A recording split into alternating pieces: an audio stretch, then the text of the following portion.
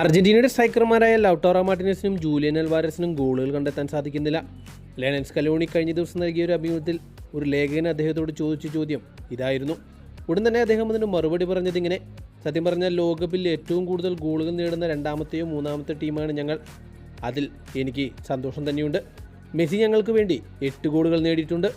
ടൂർണമെൻറ്റിൽ തന്നെ ഏറ്റവും കൂടുതൽ ഗോളുകൾ നേടിയ ടീമായ ഫ്രാൻസിൻ്റെ കയ്യിലുമുണ്ട് കിലിയൻ എംബാപ്പയെ പോലെ ഒരു 8 ഗോൾ നേടിയ താരം. ഞാൻ എന്ത് ജോലിയാണോ ജൂലിയൻ അൽവാരസിനും ലൗട്ടാറോ മാർട്ടിനസിനും നൽകിയിരിക്കുന്നത്, അവർ അത് കൃത്യമായി തന്നെ ചെയ്യുന്നുണ്ട്. എനിക്ക് അവരുടെ പ്രകടനത്തിൽ 100% സംതൃപ്തിയാണുള്ളത്. അവർ രണ്ടുപേരും സ്ട്രൈക്കർമാർ തന്നെ. ഒരു വേൾഡ് കപ്പിലോ ഒരു ടൂർണമെൻറ്റിലോ ഏറ്റവും കൂടുതൽ ഗോളുകൾ നേടാൻ കഴിവുള്ള താരങ്ങൾ തന്നെയാണ് അവർ.